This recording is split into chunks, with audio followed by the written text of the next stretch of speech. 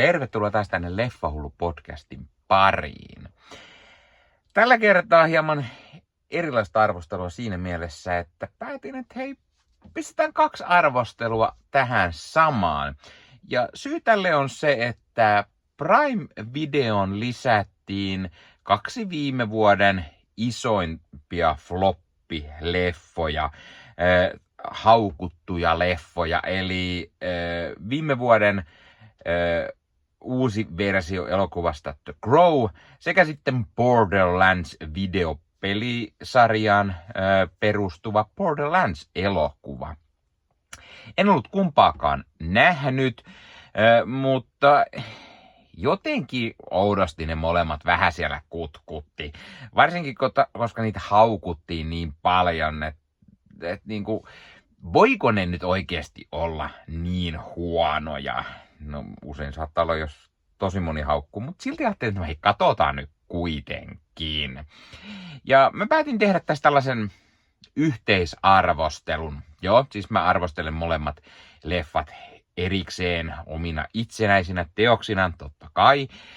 Mutta ne molemmat arvostelut on nyt tässä yhdessä. No mutta millaisia leffoja nämä siis olikaan? Ennen kaikkea, miten ne meikäläiselle itselle toimi, ja olivatko nyt oikeasti niin huonoja leffoja? Tai oliko niissä edes jotain hyvää? Näihin pureudutaan arvostelujen parissa. Sen lisäksi täytyy totta kai mainita, että Leffahullu YouTube-kanavalla on yli 1000 tilaajaa. 1000 tilaajan live tulossa tulevana viikonloppuna. Tulkaa mukaan. Mukana loistavia kilpailuja. Aiheena kaikkien aikojen parhaat elokuvat, eli pikkusen vaatimattomasti vaan. Ja muistakaa, hei, tilata kanava. Ja pistäkää peukku, jos tykkäätte tästä jaksosta, jos katsotte YouTubesta. Ja laittakaa paljon kommentteja. No niin, mutta sitten itse arvosteluihin. Eli ensimmäisenä The Crow 2024 versio. The Crowhan perustuu siis sarjakuvaan, mitä mä en ole koskaan lukenut. Enkä mä ole mikään niinku järin iso tämän alkuperäisen leffan fani. Joo, mä oon nähnyt sen yhden kerran, joskus 20 vuotta sitten. Muistaakseni se oli kyllä tosi hyvä leffa, mutta en ole sitä silti sen enempää katsellut. Tästä uudesta leffasta mä näin traileri. Ja mun mielestä se vaikutti ihan suht ok hyvältä. Vähän enemmän tämmönen nykyaikainen ja vähän tämmöistä nykyaikaisempaa menoa. Se oli ihan ok näköinen. Ja se Bill Skarsgård on pääosassa. Mun mielestä se oli hyvä idea ja toimiva. No jos ei ollut se Jason Momoa, mistä esimerkiksi useamman vuoden huhuttiin, tai joku näistä vaihtoehdoista, mutta se oli Bill Skarsgård. Ja Skarsgård on tehnyt monta hyvää roolia. Mutta. Bill Skarsgårdin näyttelemä tää Eric. Se on oikeastaan, se on jotenkin semmonen, no se on aluksi semmonen hyvin mitään sanomaton vinkuja hahmo, mihin ei oikein osaa samaistua, eikä hahmosta edes oikeastaan liiemmin pidä. Siis tässä elokuvassa on tää rakkaustarina, on tää FKI Twix, niin, en tiedä siis, mutta hän on tämmönen Shelly, johon tää Eric sitten rakastuu ja heille tulee tämmönen rakkaustarina ja no, spoilereita, jos joku ei tarinasta tiedä, niin sitten kun Shelly ja Eric kuolee molemmat, niin Eric saa tämmöisen erilaisen kyvyn tulla takaisin ja hänestä tulee vahva ja niin poispäin, mutta siis hän myös saa tietoa, että on mahdollista tuoda tää Shelly niinku takaisin eloon. Ja tää on tämmönen vähän eräänlainen tämmönen niinku Romeo ja Julia tarina. Ja siis ihan ok ehkä, jos miettii tätä, mutta jotenkin leffas menee tosi pitkään ennen kuin edes mä näin mielestäni, että jotain potentiaalia tässä rakkaustarinassa. Se ei oikein niin kuin lähtenyt. Ja tää Skarsgårdin Erik, no siellä on lopussa semmoinen kunnon action-rymistely, missä veri roiskua kunnolla ja näin, mutta niin kuin, muuten mun mielestä tää oli vaan niin tylsä tää Skarsgårdin Erik, ja valitettavasti tuli ihan liikaa mieleen Jared Leton Jokeri siitä huonosta Suicide Squad-leffasta, ja ei vaan niinku lähtenyt mun mielestä. Ja mä sanoisin, että tää on ehkä Skarsgårdin huonoin roolisuoritus koko uralla. Tai ainakin niistä, mitä mä oon nähnyt ja niinku tuli mieleen. Tää FGI Twix, jota mä en siis tunnistanut aiemmin, niin mun mielestä se oli ihan hyvä Selina ja hyvin tämmönen niinku sivuhahmo. Mä näin siinä mahdollisuutta, mutta silti sekin hahmo jäi vähän turhan niinku latteeksi, ohueksi. Se olisi saanut olla paljon enemmän esille ja antaa vähän niinku enemmän taustatarinan. No oikeastaan myös tälle Eerikille, koska siis vaikka siinä annetaan niinku jonkun verran taustaa, niin se on aika pientä pintaraapasua, eikä oikein pääse niinku pureutumaan, mikä hahmo tämä on ja niinku niihin syihin, miksi hän on tällainen hahmokoon ja hän on joutunut niinku tällaiseen hullujen huoneelle, jossa nämä tapaa toisensa tämä pari, niin minkä takia, mikä niinku se isompi asia hänen menneisyydestä on ja niinku näin, niin jäi vaan tosi latteeksi molemmat.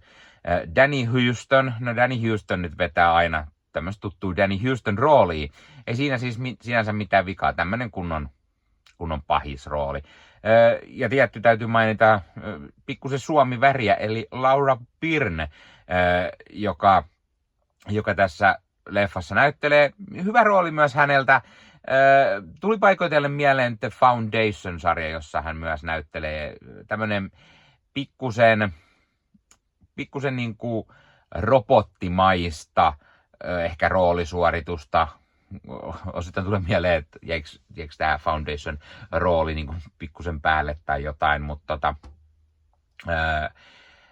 toi pikkusen jäi vaisuksi tääkin hahmo ja ei mun mielestä rakennettu paljon. Voisin kaivannut semmoista isompaa niin kuin pahisroolia Pirniltä ja tämä hahmo olisi ollut semmoinen oikein kunnon pahis. Se lopulta vähän niin kuin lässähtää kasaan. Ja kuten mä sanottu, että tämä leffa, tässä on se Erikin ja Shelin tapaaminen, niin tämä leffa kertoo siis todella pitkän kaavan kautta sen, kun nämä tapas siellä ja miten he rakastuu ja sitten kun he kuolee ja tämä niin kuin korppi tuo tämän Erikin takaisin, niin tässä oikeasti kestää todella pitkän aikaa, niin kuin tämä leffa niin kuin, tässä tulee tämä isoin tapahtuma. Mitä sä niin odotat, jos sä oot nähnyt se alkuperäisen, tiedät mihin suuntaan tämä menee, niin sä niin odotat, että koska tämä nyt tapahtuisi, että tämä on pikkusen pitkää veteistä. Ja sitä vaan niin kuin jää odottamaan. Jotenkin se, että tämä heidän rakkaustarinansa, he olisivat jalun kumppaneita, ja rakkaus ei kuole, se antaa voimaa Erikille, ja hän sitten nousee niin kuin kuolleesta sitä kautta jotenkin, sekin oli vähän oudosti, sitä ei kunnolla selitetty, miksi näin on, ja tämä yliluonnollinen aspekti itsessään, niin se ei myöskään oikein hotsita tässä leffassa. Se on jotenkin niin laiskan väsyneesti kirjoitettu. Joo, se sarjakuva, mihin tämä perustuu, ei ole mulle mitenkään tuttu. Ja se alkuperäisen leffan mä oon nähnyt joskus 20 vuotta sitten ja jonkun niistä jatko-osista. Mutta kai tässä nyt niinku mytologia nyt on sentään paremmin tehty kuin niinku tässä, missä tuntuu, että tämä koko juttu oli hito huonosti tehty eikä oikein selitetty mitenkään järkevästi tätä. Tässä tulee mieleen, kun joku teini olisi nähnyt kasan skifileffoja ja kauhuleffoja, nuorisoleffoja, vähän musiikkivideoita ja heittänyt nämä kaikki kulhoa ja tehnyt sitten jonkunlaisen ihmesillissalaatin. Toivoo, että tämä toimii.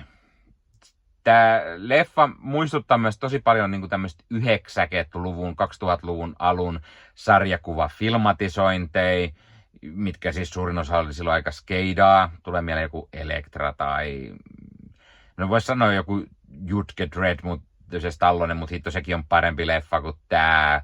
Ja sitä ei saa haukkuu tällaiseksi.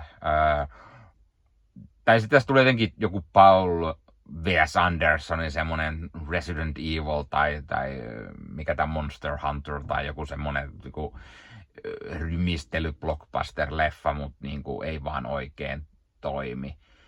Niillä, jotka kaipaa semmoista kunnon K-18-väkivaltaa, niin sitä tästä kyllä löytyy ja paljon. Siis varsinkin siellä leffan lopussa vedetään jossain vaiheessa niin paljon ylitteet, veri vaan lentää ja jengi kuolee melko groteskillakin tavalla.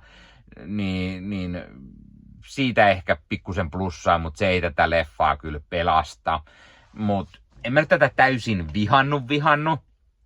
Mutta arvosanaksi mä antaisin tällaisen 6/10 ja sekin on ihan max 6/10 niin kuin hyvänä päivänä. Joku muu päivä, kun mä saattan katsoa tän, niin voi olla, että sekin on niin kuin liikaa. Joten niin kuin ihan maksimissaan se 6/10. Hei, laita kommenttia. Ootko sä nähnyt tän leffan ja mitä mieltä sä oot siitä? Tykkäätkö? Et? Miksi et? Mikä on sun suhde aikaisempiin The Crow-leffoihin? Tai ootko lukenut sarjakuvaa tai näin? Sitten kommenttiin. Sitten Borderlands-elokuva. Elokuva siis perustuu samannimiseen videopelisarjaan, jonka ensimmäinen osa tuli 2009. Mä en oo pelannut näitä pelejä, mutta ainahan jotenkin niinku videopelileffat kiinnostaa, vaikka suurin osa niistä nyt ei järin hyviä olekaan. Tämän elokuvan on ohjannut ja kirjoittanut Eli Roth, joka tunnetaan parhaiten kauhuleffojen ohjaajana. Ja tässäkin on pikkusen ehkä semmoista kauhuleffamaista elementtejä. Sitten tässä on ollut Tim Miller ilmeisesti mukana tekemässä näitä lisäkuvauksia, koska Eli Roth, joka oli tässä mukana, niin ei siis viittinyt tehdä tätä niin sanotusti loppuun, vaan hän lähti tekemään tätä Thanksgiving kauhuleffaansa ja sitten studio, kun ei ollut tarpeeksi tyytyväinen myös ilmeisesti, niin lähdettiin tekemään jotain lisäkuvauksia. Tim Miller vastasi niistä sitten. No ihan heti ensimmäisenä mulla tuli tästä Borderlands-leffasta vähän mieleen Star Wars, vähän mieleen Mad Max-leffat, ehkä Starship Trooperi, vähän Zack Snyder-tyylinen leffa, varsinkin tämä Rebel Moon, vähän samantyylistä fiilistä ja muutenkin ehkä semmonen vähän tämmöistä noir crime-tyylistä leffaa. Sitten Jupiter Ascending-leffat tai ehkä vähän Fallout-sarjaa ja aika monta videopeliä. Itse asiassa tässä on paljon semmoista videopelimäistä fiilistä ja niinku tapahtuma, eikä välttämättä niinku sillä hyvällä tavalla. Tässä elokuvassa on tämmöinen palkkionmetsästäjä Lilith, joka matkustaa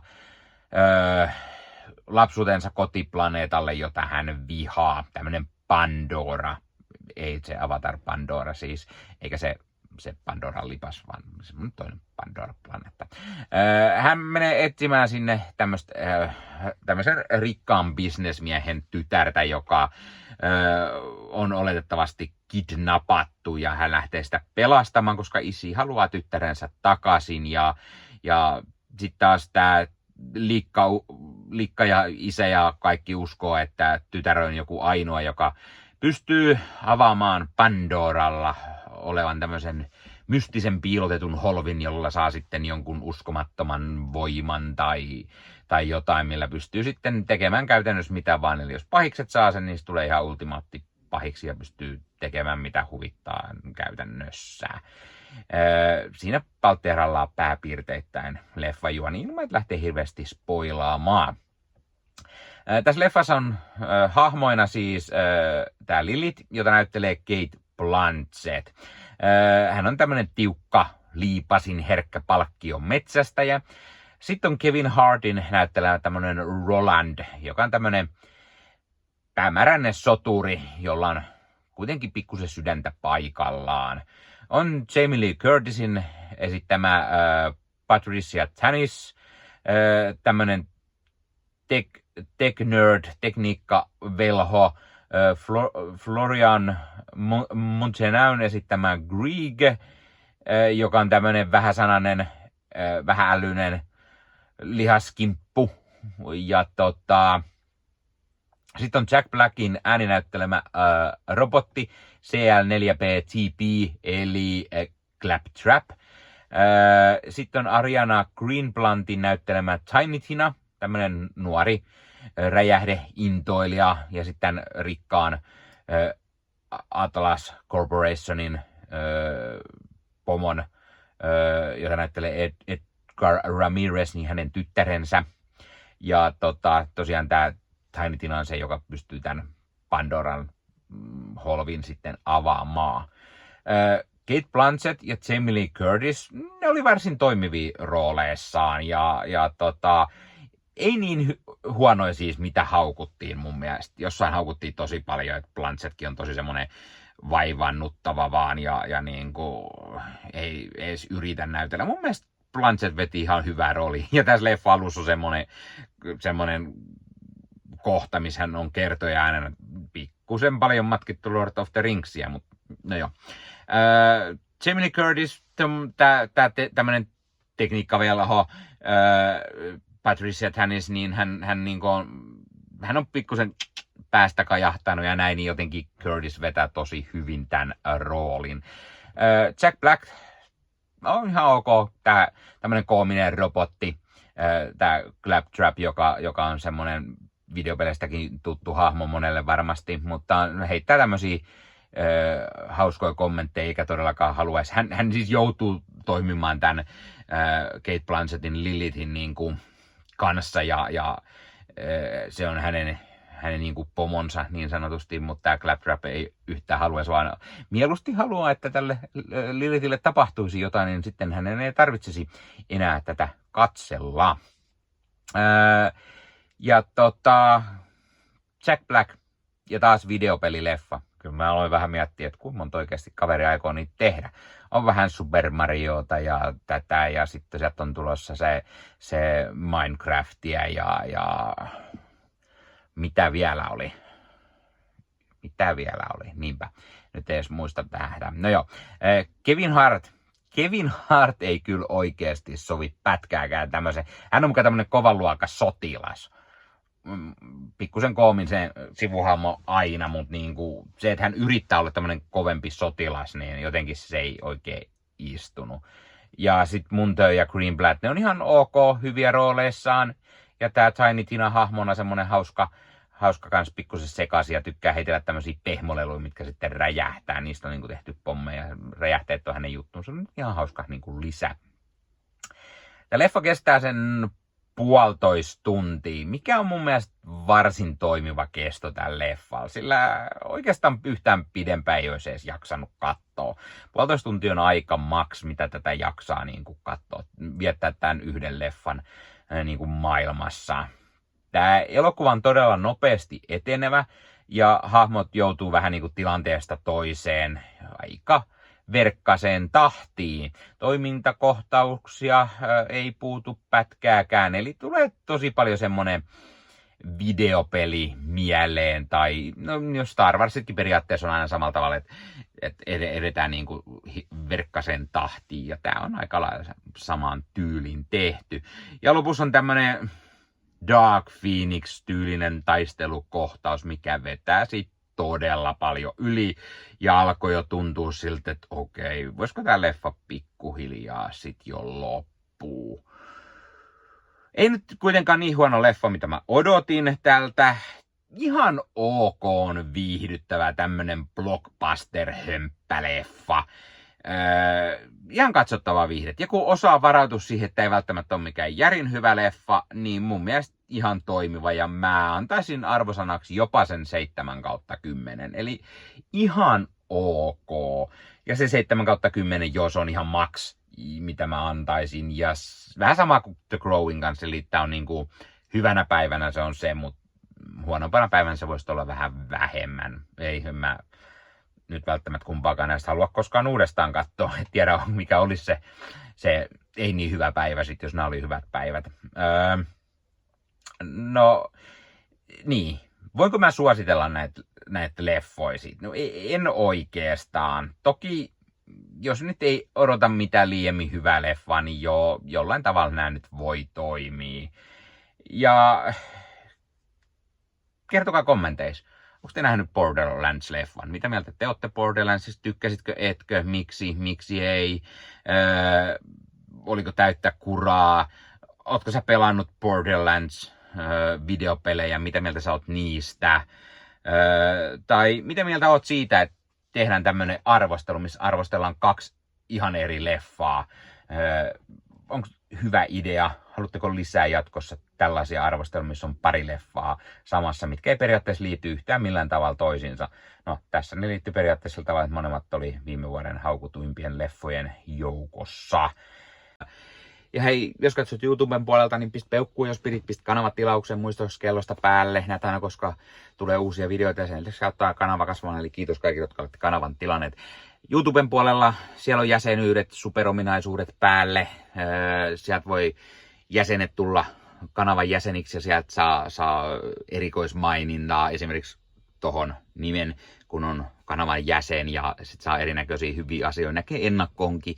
Esimerkiksi tämänkin on nähnyt varmasti jo aikaisemmin, jos on kanavan jäsen, tämän videon sieltä, ja muita videoita tulee. Esimerkiksi täällä on paljon täällä leffahuoneessa kaiken näköistä, mistä on tulossa lähiaikoina varmasti video, niin niitäkin näkee sitten ennakkoon, kun on kanavan jäsen. Joskus tulee jopa pelkästään jäsenille tarkoitettuja videoita.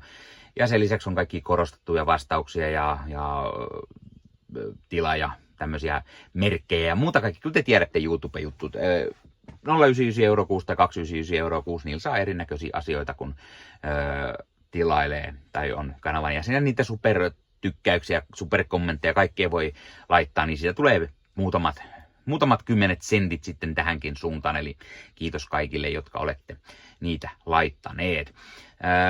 Ottakaa Leffahullu somekanavat haltuun, Instagrami, TikTokki, Facebook-sivusto, jäne. Meikäläinen tekee Marvel Podcast Suomea, Star Wars Podcastia ja sitten sen lisäksi meikäläinen kuuluu Leffamediaan, jos on yli 30 sisältöä, jotka rakastavat leffoja ja sarjojen katsomista, niiden arvostelemista ja kaikkeen leffoja ja sarjoihin liittyvää. Sieltä löytyy leffa- ja sarja-aiheiset uutiset, huhut, trailerit, sieltä löytyy haastatteluja, kaikennäköistä leffa- ja sarja-aiheesta. Ja jos taas haluat ostaa fyysisiä leffoja, niin suomikassu.fi verkkokaupasta voi käydä ostamassa itselleen 4K DVDtä, Blu-raytä. Siellä kun käyttää koodia Leffahullu, saa 5 € alennusta, kun ostaa yli 60 €. Mikä se mukavampaa? Pikkualennus, ostaa leffat ja sarjaiset fyysinä hyllyyn, koska koskaan ei voi tietää, koska kun suoratoistopalvelu lähtee muokkaamaan leffoja, poistamaan niitä valikoimastaan. Usein kuvan ja äänenlaatu kärsii, koska suoratoistopalvelun pittivirta ei riitä. Kun leffa on fyysinä hyllyssä, siinä on paras mahdollinen kuvan ja äänenlaatu, ja silloin niin kuin tietää, että varmasti saa laatu. Sen lisäksi fyysinen leffoissa on esimerkiksi bonusmateriaaleja elokuvan tekemisestä. Ostat jonkun erikoisjulkaisun, tyylikäs steelbook vaikka, tai premium-julkaisu, niin tulee kaikennäköistä lisähärpäkettä myös mukana, magneetteja, julisteita, kirjasta, vihkosta sen leffan tekemisestä, kaikennäköistä muuta mukavaa. Sen takia fyysinen formaatti on aina jees. No niin, tää oli Leffahullu podcast tällä kertaa. Ei muuta, ensi kertaa. Se on moro.